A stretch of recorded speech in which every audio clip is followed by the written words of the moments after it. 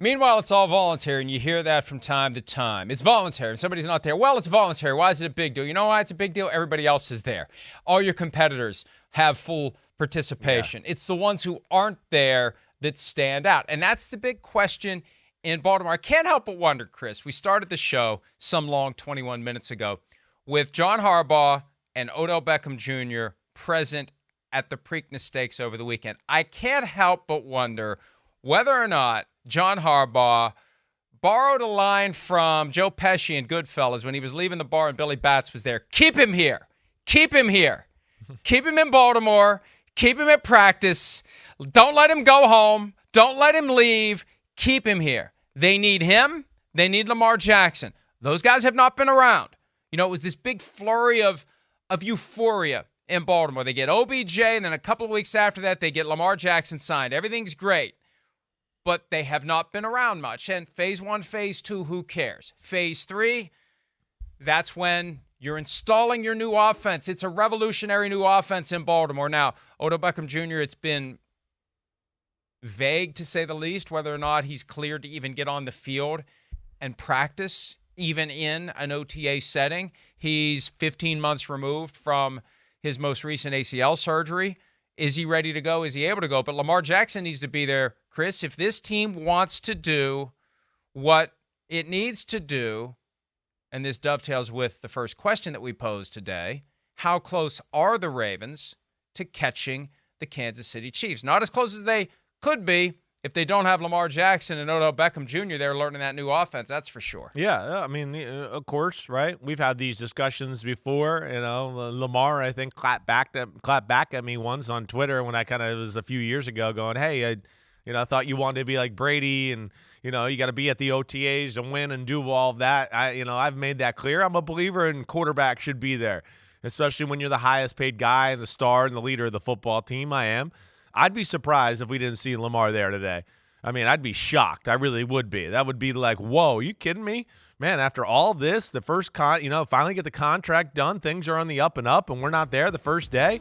Todd Monken, new offensive coordinator, like you said, they're learning a new offense. It's going to have new rules, right? Get everybody on the same page.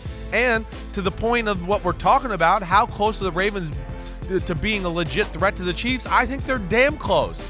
Like a team that when we go through the exercise in a few months where we have to pick a Super Bowl winner in August, I'm going to go, this is one of the short list teams that I think can be there or go to the Super Bowl. I thought that last year if Lamar could just get healthy towards the end of the year. We saw that. That Bengals-Ravens playoff game, it was on the NFL Network the other day. I mean, damn. We're talking about the team, the Bengals, where we go, well, we think they should have gone to the Super Bowl. They kind of got screwed over in the AFC Championship game and got a little unlucky against the Chiefs, right?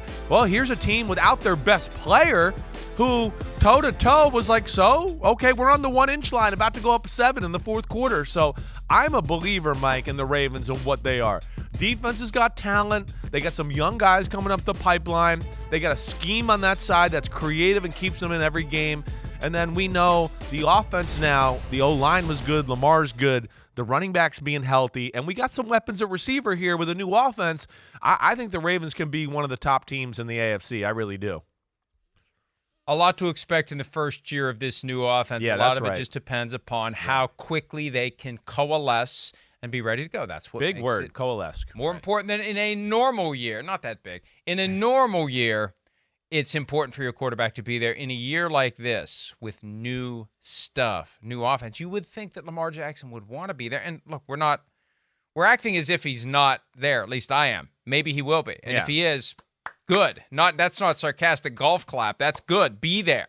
You need to be there because this offense is going to be catered to the next phase of your evolution as a player. More passing, less running, extend your career. You should embrace the opportunity to be there and learn and grow and connect with your teammates. We saw last year the great juxtaposition. Now, there's a long word.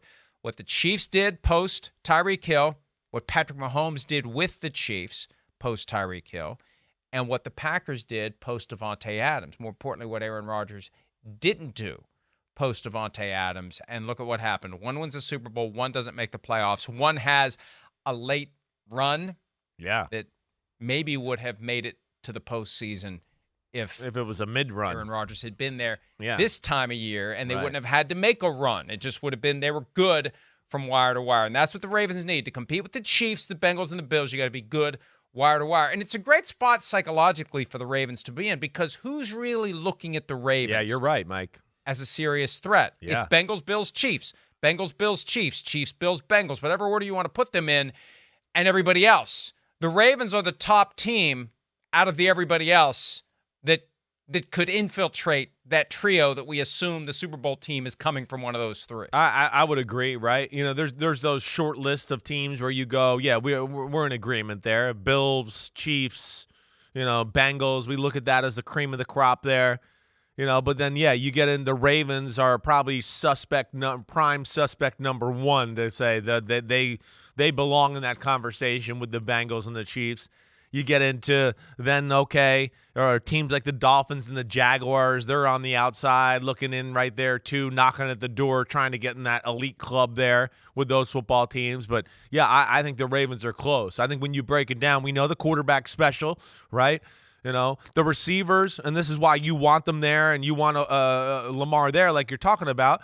Hey, Rashad Bateman, he's a young player who's been injured, so we got to get going with him. They got Nelson Aguilar, Odell Beckham Jr., they got Isaiah Likely, who's a young tight end, right? So they got a lot of things there, let alone the new offense where you'd like to see them get on the same page like you're talking about there. But O-line, one of the biggest, most physical in football. Tight end group, we just talked about, one of the best in football. Receivers got some potential for the first time in a long time there. And then you talk about the defense like we talked about, and you break it down position by position. Their secondary, it's damn good. Like, damn good. Linebackers, woo! Tell me a better duo in the sport right now than Roquan and Patrick Queen. And then D-line, there's some guys that are coming up the ranks there. So I think when you look at their roster, they got a little bit of everything. And like we always talk about, right, Mike? I mean, nobody's going to out-physical them. They're never going to be at a size disadvantage. So that always allows Baltimore to match up with just about anybody. You didn't even mention your guy, Zay Flowers, your top My receiver bad. I know, right? Damn, class. exactly. They got him in round one. Right, so there's another revolutionizing the offense. Yeah, that's right.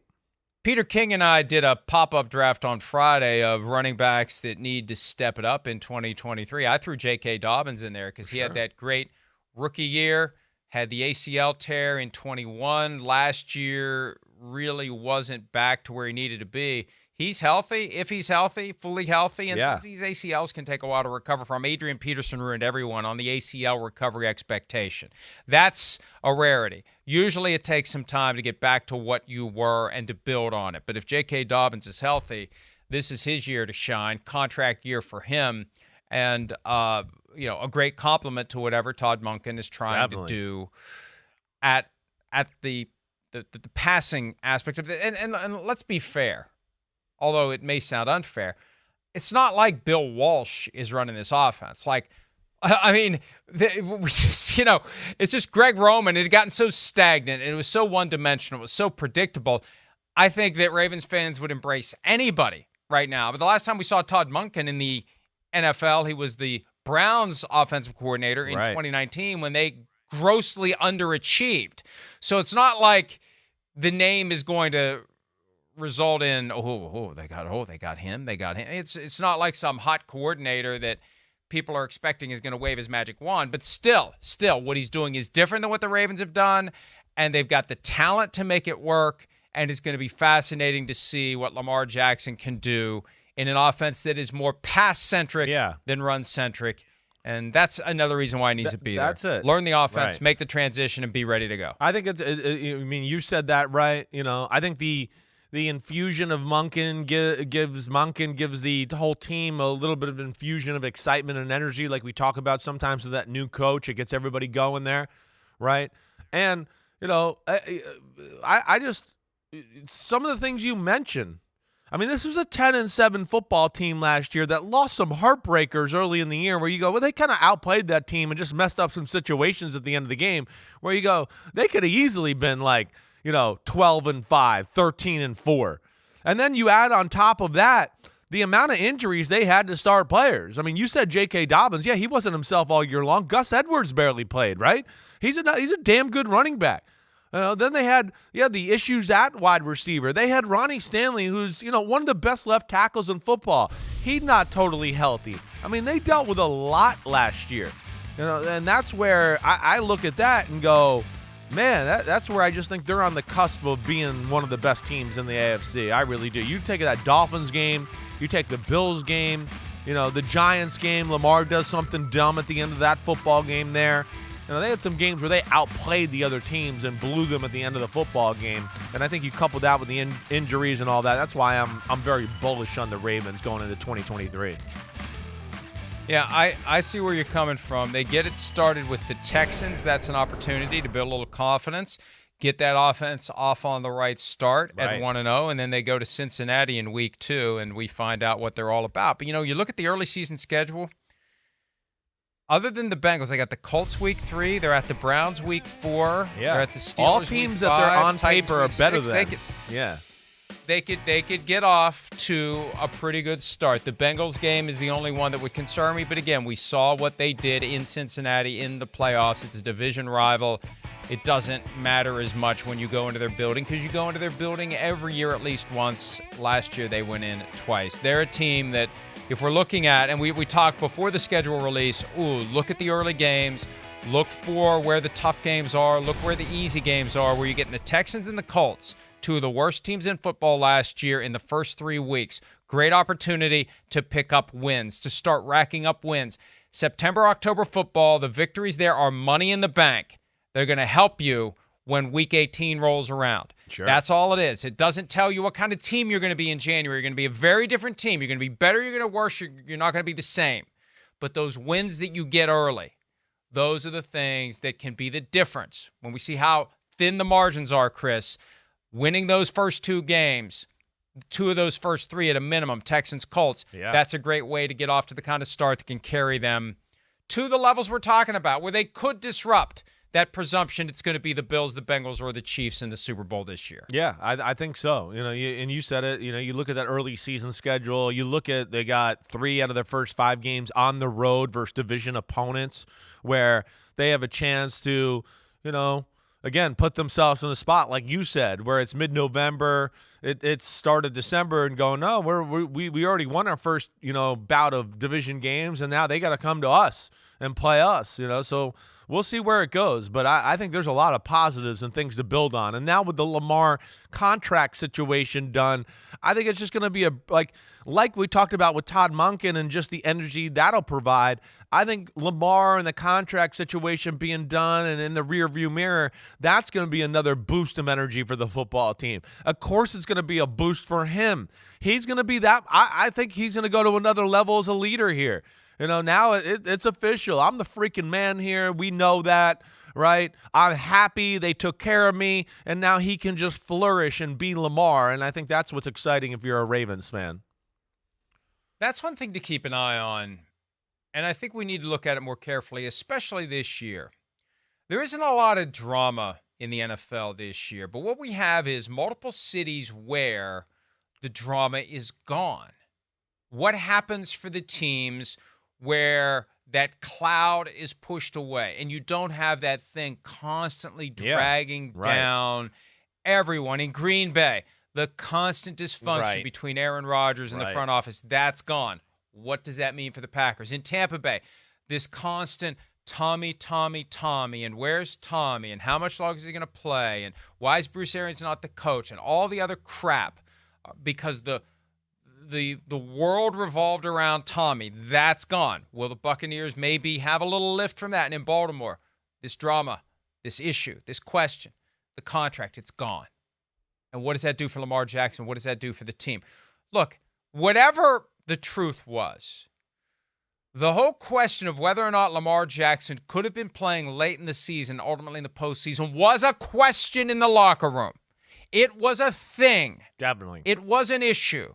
When you got that many guys on the team, you're going to have guys in the locker room who are thinking, can he really go? Can he really go? We need him. Can he go? Or is this a contract thing? And then you have the sub part of it of, well, if it is a contract thing, he's got every right to make it a contract thing. He's got no security beyond this year. But that's all gone now. Those questions, those issues, those sources of stress, gone from the Packers, gone from the Buccaneers, and gone from the Ravens. That's another human factor that I think bolsters the Ravens' legitimacy in 2023. No, I would agree with you there. I would even probably throw in the Patriots and their fact of their offensive coordinator thing being fixed and all that crap maybe into that category as well. But I think you did a good job of hitting on the team, certainly, that, have had a distraction or a cloud hovering. I think you said that right. So we'll see. Yeah, things seem clear. Browns. Yeah. How about the Browns? Exactly. That's another one to throw in there. We're not even talking about the Browns. Right. All this Deshaun Watson stuff is over. Yeah. It's done. Yeah. They got him all year long, and nobody knows what to make of the Browns. Hell, they could be good this year. No, you're exactly right. That's what's great about, the AFC, and what we're talking about is some of the teams that are under the radar. You go, well, they're under the radar and they got a star quarterback and a ton of talent across the team. So that's where it's as deep as ever. And, we'll probably look like some fools with some of the things we'll say about the AFC just because it's so good and so deep. And as I've been telling everybody on radio or wherever, I don't think the AFC's ever been this good since the 70s. It's unreal right now. And there's legitimately, you can look at it and go, there's like 12 like legit, like you look at on paper and go, they're like a playoff caliber football team. And that's where it's going to be interesting when these guys got to get on the field and play it out. I would submit to you that the AFC is even better now than it was in the 70s. I think because so. in the 70s, it was a small handful of great teams. You're right. Dolphins, Steelers, Raiders. Yeah. There was a big drop after Dolphins, Steelers, Raiders. Right. A big drop. Right, Mike. The Bills, a little bit, right? Gotcha. The Browns, a little bit. Right. But there was they were the Kings. Oilers rose up late in the here and decade, there, but it right. was Dolphins, Steelers, Raiders. Now it's who the hell knows? Yeah. Who the hell knows? We know it's Chiefs, right? but Chiefs there's in a bunch the field. of other people. Take right. the field. Right. But with any one of these teams, because I always say take the field. There's too much that can go wrong in a 17-game regular season. Too much potential for injury, too much possibility for just weird stuff happening. Chiefs field, take the field. Bills field, take the field. Any team field. This year especially, take the field. There's too many great teams. Whoever comes out of the AFC will have earned it. They should give them a Lombardi trophy just for winning the AFC. Forget about the Super Bowl. You're right. Running that gauntlet is worth something more. Nothing against the Lamar Hunt trophy. It's worth something more than what you usually get to win the AFC. It is. It's just going to take a special run to get through the AFC or some luck or whatever. Hi, it's Mike Florio. Thanks for watching PFT on YouTube. Hit subscribe for the latest news and analysis from Pro Football Talk.